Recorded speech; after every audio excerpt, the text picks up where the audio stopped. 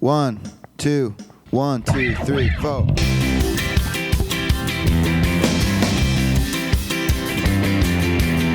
Hi, everybody. This is Sam Jacobs. Welcome to This Week on the Sales Hacker Podcast. It's going to be an incredible episode. We've got Mark Roberge, the author of the Sales Acceleration Formula, a lecturer and a teacher and a faculty member at HBS, and of course, the first CRO for Hubspot that helped scale that business to over $100 million in annual recurring revenue. Mark's going to talk to us about the 4 key elements that go into a predictable sales model. That is hiring the same type of person, giving them the same type of training, generating and producing the same type of leads and quantity of leads on a consistent basis, and then holding them accountable to running the same type of sales process. And if you do those 4 things, you can get to predictable revenue. We're going to dive into that and a lot more on the upcoming interview. But first, I want to thank our sponsors. We've got AirCall. AirCall is a phone system designed for the modern sales team. Everybody needs a telephone system, I think, and they seamlessly integrate into your CRM, eliminating data entry for your reps and providing you with greater visibility into your team's performance through advanced reporting. They can also, again, do implementation very, very quickly, so you can add new lines in minutes, and you can use in-call coaching to reduce ramp time for your new reps. So that website is aircall.io/saleshacker, and there you can see why Uber, Dun & Bradstreet, and Pipedrive, as well as thousands of others, trust AirCall for the more critical sales conversations. Our second sponsor is Outreach. That is outreach.io, the leading sales engagement platform. Outreach triples the productivity of sales teams and empowers them to drive predictable and measurable revenue growth. By prioritizing the right activities and scaling customer engagement with intelligent automation, Outreach makes customer-facing teams more effective and improves visibility into what really drives results. So hop over to outreach.io/saleshacker to see how thousands of customers, including Cloudera, Glassdoor, Pandora, and Zillow, rely on Outreach to deliver higher revenue per sales rep. And now, on with the interview. Hi, folks, and welcome back to the Sales Hacker Podcast. It is your host, Sam Jacobs. I'm the founder of the New York Revenue Collective, and I'm also the Chief Revenue Officer of a wonderful little company called Behaveox. But today, we're going to have a very well-known, noteworthy, heralded even, thought leader and revenue leader within the startup community, none other than Mark Roberge. For those of you that aren't familiar with Mark's best-selling book, The Sales Acceleration Formula, or his work at Hubspot, let me give you his brief background before we talk to Mark. So Mark currently is a senior lecturer in the Entrepreneurial Management Unit at HBS, that is Harvard Business School. He teaches entrepreneurial sales and marketing in the second-year MBA program. Prior to his work at Harvard, he served as the SVP of Global Sales and Service at HubSpot, where he scaled revenue from 0 to 100 million. And he expanded the team from 1, I believe that one was probably him, to 450 employees. Mark was ranked number 19 in Forbes' top 30 social sellers in the world. He was also awarded the 2010 Salesperson of the Year at the MIT Sales Conference. He's active with a number of startups, as you'll hear about, as a board member, as an advisory member, as an investor. I believe he's also talking about raising a fund, which he'll tell us about. And welcome, Mark. We're excited to have you. Geez, Sam, thank you. That illustrious introduction. Appreciate it. You're certainly overselling here. Well, I'm a trained salesperson in the mold of a young Roberge, and so I got to make sure I make you sound authoritative and credible. You did a good job. Thank you. Thank you. So for folks that don't know you and don't know the book, it's often useful to just get a little bit of background. Now you're a famous author, but originally you started off coming out of MIT and then working sort of in startup land. Give us a little bit about your background. I think you're a trained engineer, so tell us how you ended up in sales and give us some of the details from the amazing ride that you had at HubSpot. Yeah, for sure. I mean, I studied engineering undergrad just because my parents told me continually that I'm good at math and that's what I should do. And really used that to early in my career to move into writing code, and then quickly fell in love with entrepreneurship. So I really just to this day consider myself more of an entrepreneur than a sales leader. I did a bunch of businesses in my 20s, ended up at MIT for business school because I loved their entrepreneurial program, and eventually found my way into HubSpot, which was 3 people at the time, and there was a hole in their need for someone to sell, and I was, helping them along those lines. So that's how I ended up in sales. It was a bit serendipitous and not intentional, and I was very lucky that when I jumped into sales, we were going through sort of a pivotal moment for the field in general. We saw a lot of companies moving from a field sales org to something that was inside sales oriented. We saw for the first time marketing be able to step up to take a more proactive involvement in lead generation. And those two items made the use of data, the capture of data in CRMs, and the use of science and process for the first time was enabled much more so than I had in the past. So that was really my good fortune and blessing, was I was able to stumble into a field at a time where my unique advantages in terms of process data and science were for the first time really well leveraged in the industry. Was there a time when you joined HubSpot where that epiphany sort of shone its light upon you, where you realized that all of a sudden it's not as much art and sort of schmoozing, but there is a science and a predictability that can be generated from the sales discipline? Yeah, our Series B investor, David Skock at Matrix Partners, really helped me see that uniqueness. To be honest, for the first 2 or 3 years, I was certainly practicing it. But the only reason I was practicing it was because I'm a geek who was under a lot of pressure. And when I get under pressure, I need the data. So it wasn't like I was trying to set myself up for some sort of like storyline or book or anything like that. It's just how I was. And I remember exactly the moment when it was at some sort of venture capital holiday party where I ran into David and he said, the industry just needs your perspective for the following reason. It's great that you don't have a traditional background because we're at sort of a turning point. It eventually led to a great article that he wrote on his For Entrepreneurs blog that I think nicely codified the thinking. That article led to a good foundation for the book and for me going out and helping entrepreneurs, that as HubSpot started to blow up and as more and more people started to reach out to me and be like, how did you do this? How can we do this? And I saw a continual pattern in the questions that people were asking me and the answers that helped them the most. That really led to the foundation of the book and the inspiration and motivation to write it. So let's dive into that a little bit, because 0 to 100 and being the human, the man or the woman that can see that full sweep of scale is pretty rare. There's a lot of times that folks, they are viewed as the builder from 0 to 10 or the person that can take it from 30 to 100, but it's really rare to see somebody that can sort of follow the entire trajectory all the way past 100 million. So what are the elements that you describe in the book that helped you put a model and a plan together that enabled that growth? Yeah, sure. So I always joke that the mission that I had for myself was predictable, scalable revenue growth. And it amazes me to this day when I get on stage and talk about that mission, every venture capitalist's eyes just light up. Those are exactly the types of companies I want to invest in. It's such an obvious 4 words, but for whatever reason, that's an epiphany for investors. And so for the entrepreneurs out there or the sales reps out there who eventually want to go off and start a company and raise money, put those 4 words at the beginning of your sales and marketing strategy, and it will work with the investors. Now, what's more telling, I think, is the double click of the 4 tactics behind that strategy. And that really was the, I guess, blueprint for my sales machine that I wanted to build. And so those 4 elements were, number 1, hiring the same successful salesperson every time. Number 2, onboarding them in a very standard way that controlled the output of those reps coming out of onboarding. Number 3, providing them with the same quality and quantity of lead flow and demand gen each month. And number 4, holding those reps accountable to the same sales process against those leads. And so that was the logical machine and the components of the machine that I wanted to focus on. When you lay it out that scientifically or just logically, it makes a tremendous amount of sense. Let's unpack the elements a little bit one by one. But it occurs to me that if I'm thinking about a company and its potential for scale, I have confidence that if I design an interview process in a consistent way and measure the same qualities, I can hire the same people and I can train them. The one thing that I don't always have visibility on is, can I generate the same volume and quality of leads consistently? Do you agree, disagree? How do you think about lining up sales and marketing? It seems to me that marketing is almost, if you can't do that, you can't do the other 3 things. Would you agree with that? I do. I would say of the 4 things I listed, the most difficult are the first one around hiring.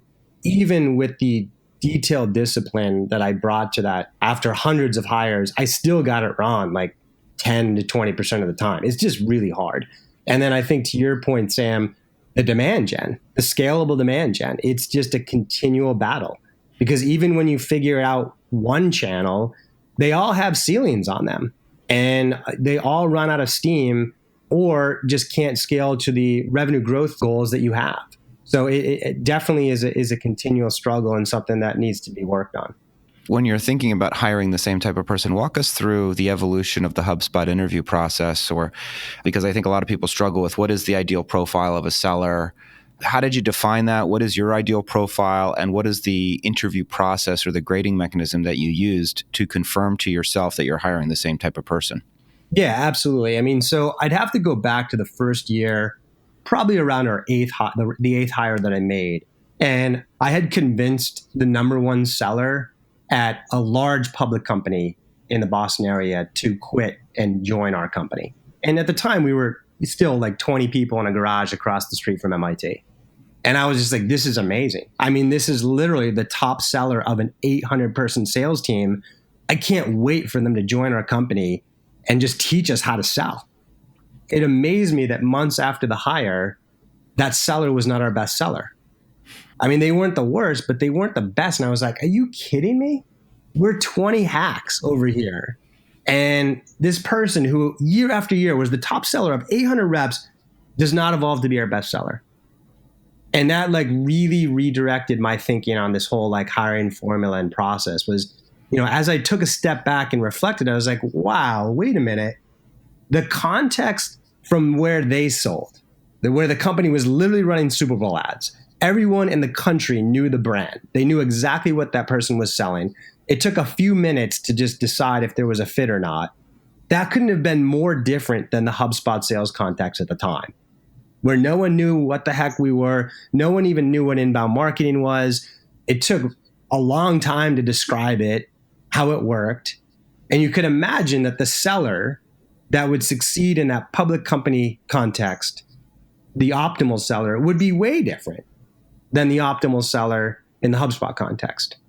And it was that moment that I realized it is really dangerous to go to a conference and meet a sales leader from a different company and say, hey, what are you looking for in a salesperson? And copy that. Because the ideal answer to that question is so correlated to your context, the stage of your business, the category maturity in which you're selling, the complexity of your product, the specific buyer, whether it's a marketer or an IT person or a finance person. Are you selling in Europe or Asia or North America? All these things define your context and give you insight into your optimal sales hire. And so what I did was I took a step back and said, okay, well, knowing what I know about our context, what would be the 10 criteria that I think would be optimal for us? And let me clearly define what each one is. Let me try to take a stab at what a low or medium or high score would be so I can rank these people as like an 8, a 5, or a 3 on each criteria. And let me devise an interview process to go at that. And every few months, make some hires, see how they do, and ask myself, this person's crushing it, why? And am I adequately testing against that in my interview process? And this person's struggling, why? And am I adequately testing against that?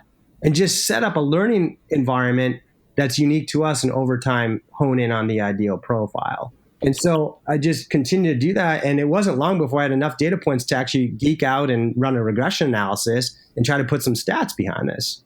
So that was... What qualities did you discover specific? I guess I have two questions. One is, how many of the qualities were superficial, meaning they were on the surface visible, like they worked at this type of company, they had this type of experience? And then how many of them were character-driven qualities, such as, courage or ambition or something like that? Pretty much all of them were character-driven. I can tell you the 5 that surfaced for us. They were coachability, curiosity, intelligence, prior success, and work ethic. And so, how do you test for coachability? Let me just walk through the interview. What was interesting, Sam, about the coachability was that was a great example of one that I completely missed for 2 years.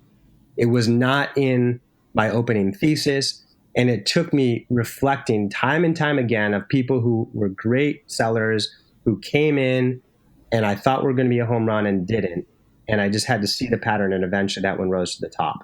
So my interview in 2 minutes here is, it starts in the lobby when I shake your hand. It's just an opportunity for the seller. Do they recognize me? Had they done their homework? Did they ask me about my kid's flag football game this weekend? It's not a showstopper, but it's an opportunity that they did the research and asked some good questions right from the start. I get into the room with them. I warm them up with like, why are you interested in HubSpot? Where are you headed in your career? Is it leadership? Is it selling bigger things? I dive into their prior success in terms of, I see you're an account executive at Acme Software Company. How many other account executives were there and where did you rank? Was that on revenue, bookings? Will your references validate that? And then we get into the meat and potatoes around the coachability. So I'll say, Sam, let's role play on a HubSpot example. Let's pretend like a VP of marketing from a security software company came to the website last night, downloaded an ebook, and it's your lead that you're going to follow up this morning. Let's do it. I'll play the buyer. And so I watch if they sort of show up and throw up and just spend 10 minutes telling me everything I could have read on the website, or if they actually dive in with good, curious questions and listen and some nice following questions around developing my pain. I test them hard on SEO or inbound marketing to see if they did their research and learned. And then most importantly, I stop the role play 5 minutes in and say, hey, Sam, how do you think you did? Self-assess. If you're like, I was awesome, I'm not really that psyched about your ability to look internally and reflect and see how you could have improved, versus if you're say some good things and some critical things on how you could have improved, that's great. And then I sit there and coach you. I tell you one good thing you did well in one area of improvement. I'll coach you for a few minutes and I'll have you redo the role play. And so almost everybody screws up the second one, but you can just observe how they're taking the coaching, whether they're able to apply anything. And gosh, if you can move the needle even just a little bit in that 15 minutes, imagine what it's going to be like spending a day, week, and month with that individual. And so that's really a quick summary of the process I used, with the big asterisk that those 5 criteria were unique to HubSpot at that time. And just be a little careful around copying every piece of it and think really hard about the iterative process you should go through to develop your own unique hiring formula.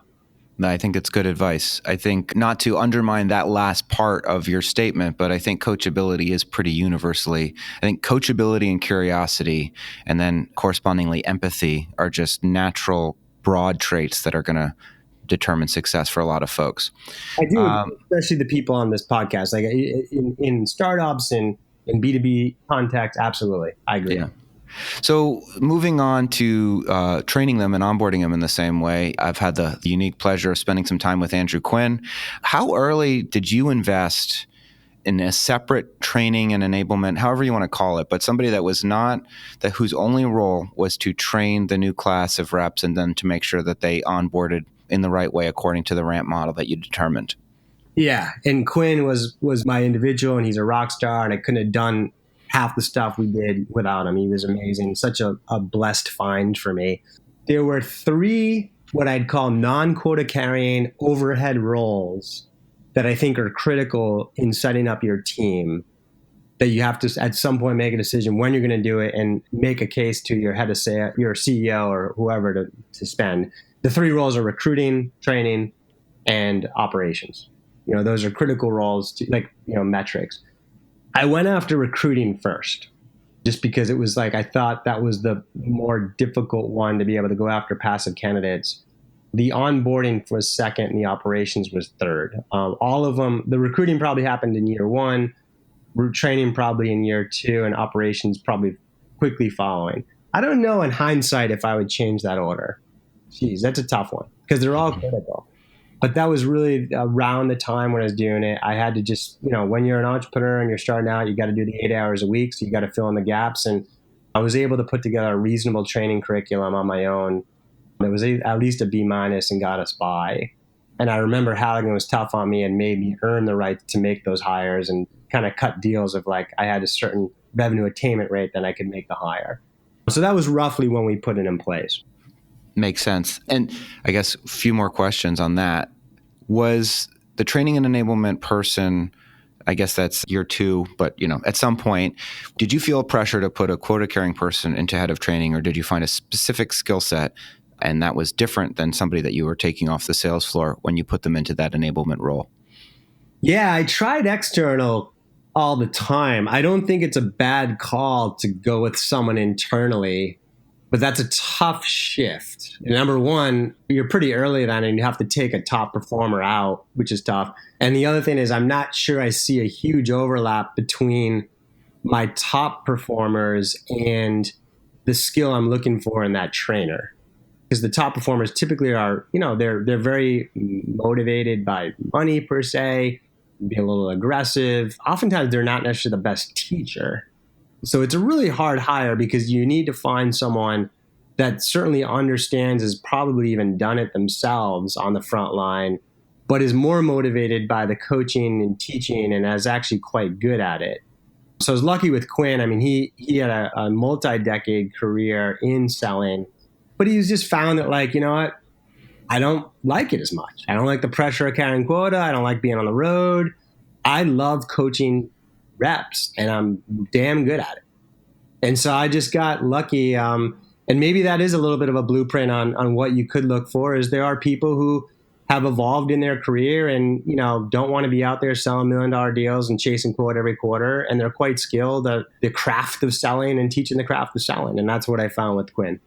And did you find any tricks or tips in the onboarding program? Any types of learning modules? Is it sort of like, well, you have to figure out how each person learns and then develop a program specific to them? Or what really worked for you when you were thinking about onboarding effectively? Yeah, there were two things that stood out, and especially as I went out and coached many companies, two common mistakes that I saw them make. The first was over-relying on what I'd call ride-alongs or rep shadowing as part of training. Like, hey, Bob, welcome to the company. You remember Susan, our top rep from the interview process. Your training's going to be sitting next to her for a month. And, it's like, this well, Sam, too. It's like, even your best reps have bad habits. And few best reps are good teachers. And so that seemed like a formula for disaster of, like, having a rep learning from another rep and just misinterpreting what best practice was and potentially losing out on kind of leveraging their own strengths in the sales process just because they didn't see this one rep using those strengths in how they sold. And Right. So I instead took a step back and said, listen, my job here is to craft some sort of codified blueprint that can provide a guidance to reps on how to navigate this process, while at the same time allowing an amount of flexibility for them to sort of make it their own within those boundaries. That also proved to be a really nice sort of quantification opportunity where Quinn and I developed a certification around, say, like 20 to 25 checkpoints on skills that we wanted them to have mastered or behaviors we wanted them to have mastered by the end of the 30 days, and letting Quinn certify those people against those capabilities. That's just a big opportunity. Is like, listen, if you put that in place and over time you're able to validate that those certification scores correlate with long-term success, then you've now created a really quick learning opportunity for you to check that your hiring is not falling off within 30 days of the hire, as opposed to having to wait 6 months. And oh, by the way, if that certification score doesn't correlate with long-term success, I'd really question the effectiveness of your onboarding and what it's telling you about preparing people for the job. That was one big one, was just the quantification piece and setting up the situation as opposed to onboarding. The second one was how much time is spent on product training versus buyer training. I find that a lot of onboarding processes spend a lot of time on product training, which is fine, but not enough time on the buyer training. You just shot an arrow through my heart. That's exactly what is happening right now. Exactly. I mean, it's like I would much rather have my reps be an A+ in understanding the buyer's perspective than an A+ on every friggin' advanced feature that my product can do.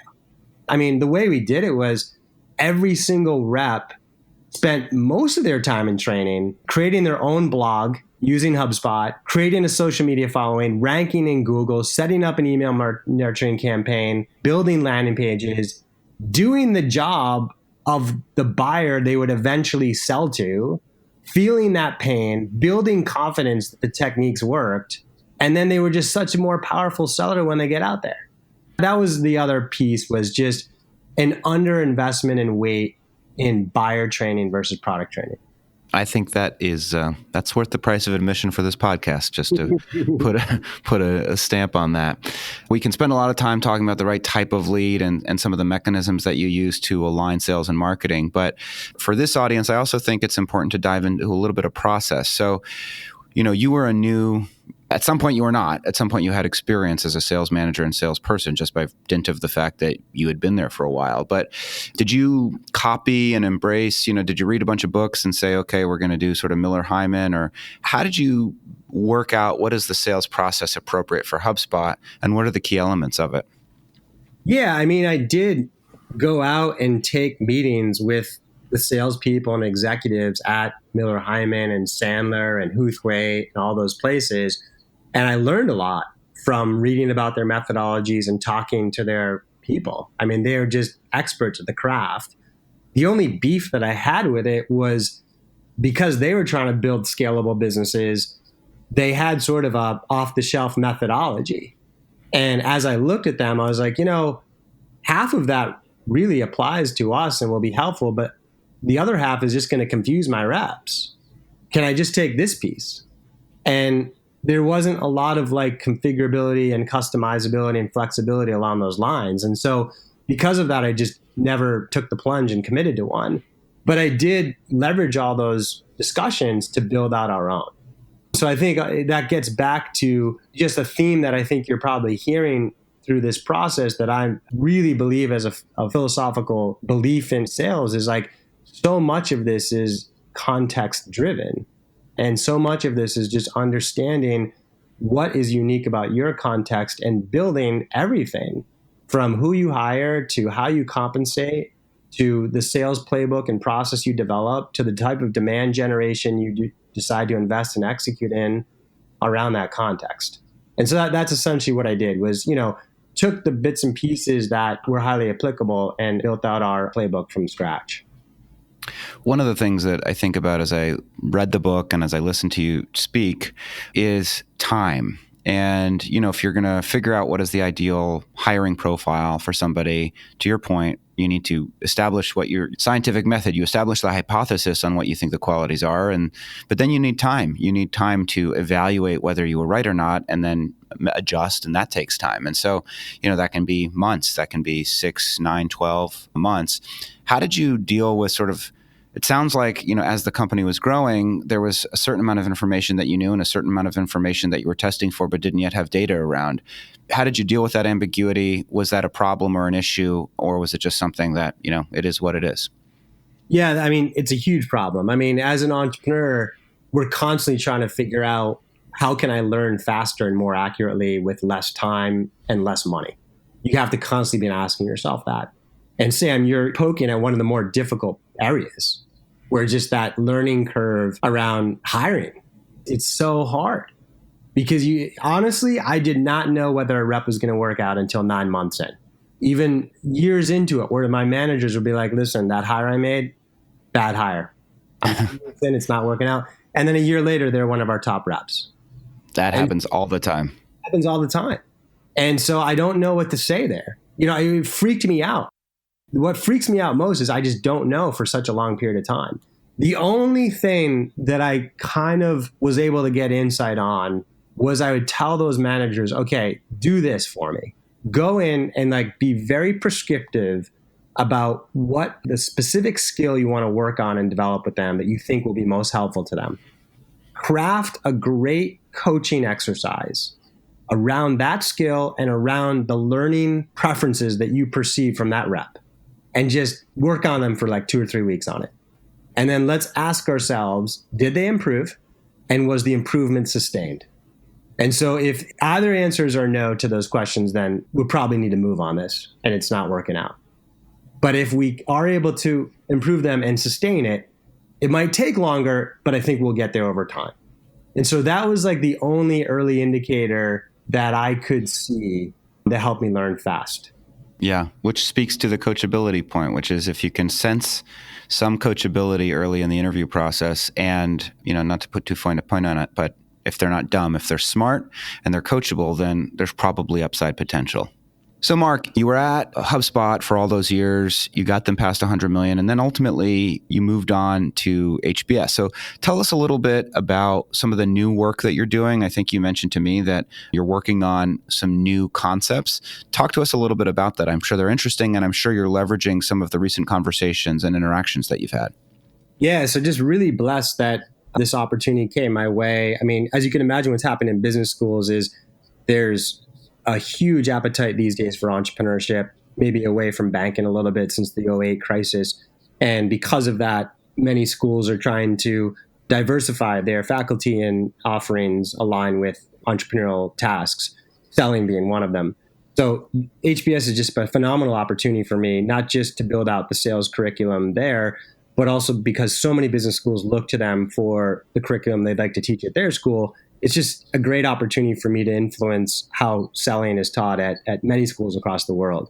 The other great thing is it just gives me, and they actually encourage continued involvement in practice. So I get to see hundreds of data points every year, whether it's as an investor, advisor, board member, students that I'm working with, et cetera, around the insides of sales and marketing functions and try to step back and do some pattern recognition. So the big thing I've been seeing lately is I've been continuing to look in the startup phase, reflecting on some of the guidance I made in the sales acceleration formula. And I think there's a big void today around entrepreneurs who successfully navigate the lean startup methodology, arguably founded by Eric Ries, develop MVPs, remain agile, create prototypes, find product market fit. But I think there's just a huge confusion at that point by both entrepreneurs and investors of like, what do I do next? And I see many organizations just be like, go fast, hire 20 reps, and let's start tripling revenue and doubling revenue. And that leads to a lot of issues down the road. And I think that what I've been working on is trying to codify a framework that organizations can follow that you might describe as finding go-to-market fit once you find product market fit. And there's essentially 3 stages to it, which is customer success, then unit economics, and then growth and moat. So how can you prove and develop the ability to time and time again sign up dozens of customers every month and quarter and have 80% of them realizing the value that you pitched them on within a few months? And once, so how do you do that? Yeah, so the biggest thing there is many organizations will measure the success of that based on whether people are canceling and churning or retaining. And in a lot of contexts, that metric is a significant lagging indicator to actually what's happening. So the first step to actually do that is to do some self-reflection on your own offering and decide what is your leading indicator to customer success that can be observed within the first month or two of a customer's life. And in the industry, a lot of businesses refer to that as the aha moment. For Dropbox, it was one file, one folder, one device. For Slack, it's 2,000 people on a team that are collaborating. For HubSpot, it was the usage of 5 or more features out of their 25-feature platform. These are all things that could be observed within the first month or two of usage.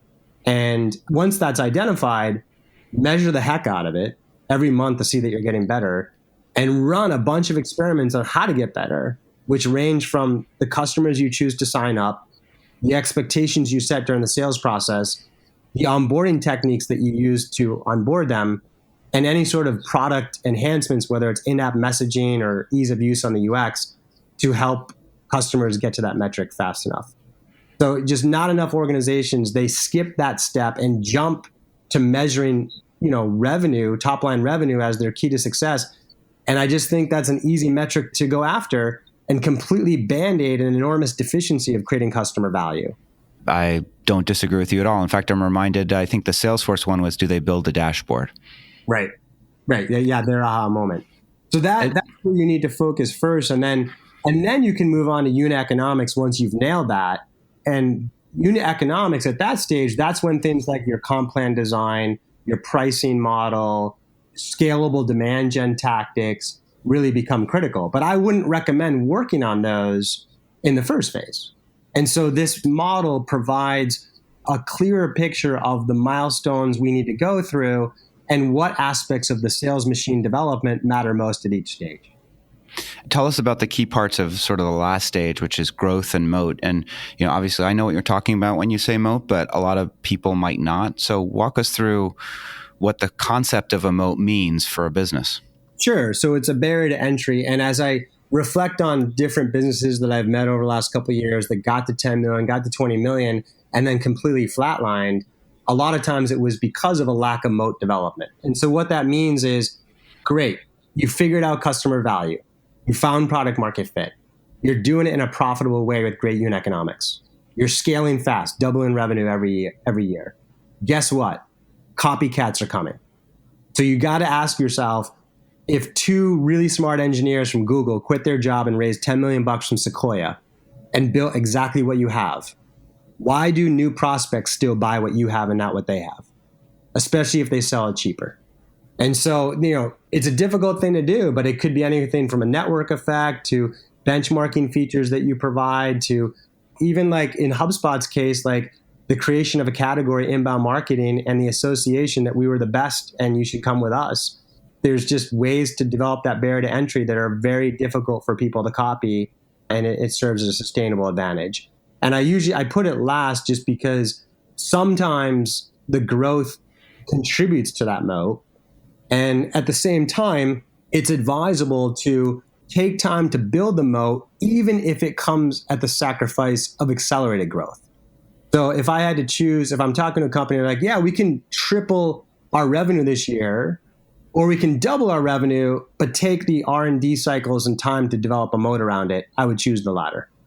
So that's what I mean by moat. And the things that come into play during the growth and moat stage are some of the stuff we've talked about today, which is the scalable hiring process and onboarding process. Oftentimes it means looking at multiple segments within your business and running those as slightly different motions. Like if you're selling to SMBs and enterprises, or if you're selling to healthcare and finance, you may have to look at bifurcating your overall sales motion to be custom to each one of those segments. So those are some of the things that will come up at that stage. That's very helpful. One very specific question, just because you just brought it up. Do you prefer, if you had to choose between segmenting by size of customer, meaning enterprise versus SMB, or by industry vertical, what would you choose?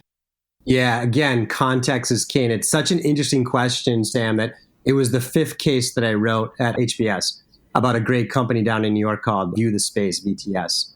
Really complicated sales deployment decision. There is no universal answer there. The only thing I could say is you want to drive that decision based on commonalities in buyer behavior. And so the mistake that I see across the industry is jumping too quickly into a geographic segmentation, just because that was our roots as a field. The only way to sell was to shake hands with people and see people. And it's just logical to cluster your reps around the prospects that they want to go after. And that's still the case if your sale process requires a lot of handshaking and in-person meetings, but those are declining. And so you have more options like size of company or vertical, or you can do size of company and then vertical. So the way I drive that decision is based on where I'm seeing the most commonality in buyer behavior and the difference across those segments so that I can specialize my reps around that behavior. Yeah, makes sense. We're almost at the end of our time together, Mark. Give us a quick update. First of all, thank you, because this has been exceptionally useful. But tell us what you're up to now so we can start, as a global audience, figuring out if we can help you in some way, and tell us what you're up to, because it's pretty exciting. Yeah, I mean, we're in the early phases. I almost don't want to go public, but we can talk about it, Sam. So I'm looking to double down on the investment side, and we're putting together, we're in the early phases of experimenting with whether a go-to-market fund would work, meaning backed by go-to-market professionals, helping organizations at that go-to-market stage. And so it's really just a nice continuation of all the work that I've been doing. It's going quite well with our early discussions. And I think the way you can help is If you know of organizations that are setting up their go-to-market capability or maybe struggling a little bit, just continue to reach out, and I may have more resources at my disposal to help along those lines. That makes perfect sense. Very sort of last question, as I call it, we like to follow the breadcrumb trail. So when you think about influential people or books or content that's really impacted you, could be recently, like the book you're reading right now, or somebody that really mentored you, give us some names of people or books or pieces of content that we should know about as we pursue self-improvement and evolution of the sales discipline. Mm-hmm. Yeah, I would say I'll go back to some like really old school stuff. A question I often get from my students is, listen, I have no background in sales. How do I learn to sell? Knowing the sales hacker community, I know a lot of folks are still selling or in the earlier stages of their sales career. So there's a 3-book sequence, 2 of which are quite classics. One, it's got to be 80 years old. How to Win Friends and Influence People by Dale Carnegie. It's really funny to read about the early sales of typewriters, and it's also equally amazing how applicable they are to modern sales professions today. So dig into that one. The second is not quite as long of a classic, but it's still a classic, and that's Spin Selling by Neil Rackham. I still think that Neil was the forefather in thought leadership around codifying the process of understanding the buyer's perspective, reframing that buyer's perspective, which such is critical and important skill in selling, and just helping the buyer to prioritize the challenges that are ahead of them to make sales move faster. And then the final one is the more near-term classic around the challenger sale. I think they've done an equally good job of helping to redefine modern salesmanship in terms of defining problems, help customers understand those problems, and tailoring presentations according to what you find. So that's kind of like my 3-pronged classic on developing belly-to-belly sales skills. That's awesome. That's great.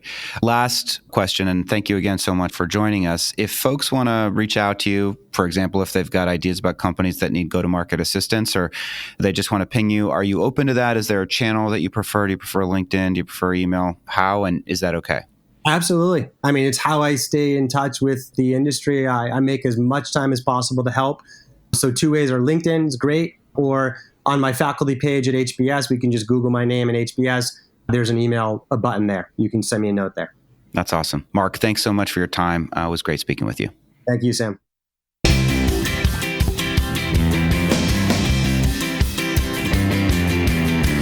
Hi, folks. It's Sam's Corner. Mark Roberge dropping knowledge on the Sales Hacker podcast. The great thing about talking to Mark is just the specifics and the details. He's done it so he can dive into detail and really give us some actionable advice. A couple of things jumped out at me. One of them is around the interview process. So I think coachability is a widely and oft discussed paradigm for thinking about potential success. And what Mark mentioned is that he specifically deploys sort of a coachability module into the interview by jumping into a role play, watching how the candidate responds, and then stopping midway, giving feedback and seeing if the person can respond to that feedback. And that's one mechanism to demonstrate coachability. And if they can react really positively and moderate and adjust their behavior in the context of that interview, then there's a high likelihood that they will be successful at other points in their career. So that's kind of one really interesting thing that he mentioned. The second, when it comes to training and onboarding, which is near and dear to my heart, an overemphasis on product training and an underemphasis on buyer training. And I think if we're all going to be building really effective training and onboarding programs, first and most important is understanding the buyer's perspective and the buyer journey.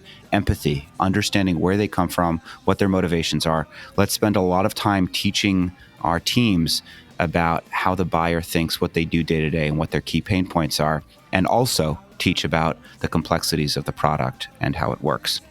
So this has been Sam's Corner, and we also want to thank our sponsors as we depart from you this the Week in Sales Hacker podcast. So if you're interested in learning more about the show itself, see upcoming guests, play more episodes from our lineup of sales leaders, first I encourage you to go to saleshacker.com and head to the podcast tab. You'll also find us on iTunes, Google Play, or anywhere that podcasts are performed.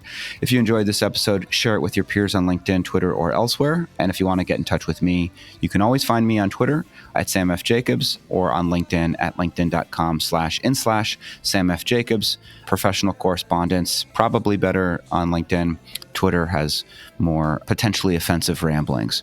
And then finally, shout out to our sponsors. It's AirCall, your advanced call center software, complete business phone and contact center, 100% integrated into any CRM, and Outreach, a customer engagement platform that helps efficiently and effectively engage prospects to drive more pipeline and close more deals.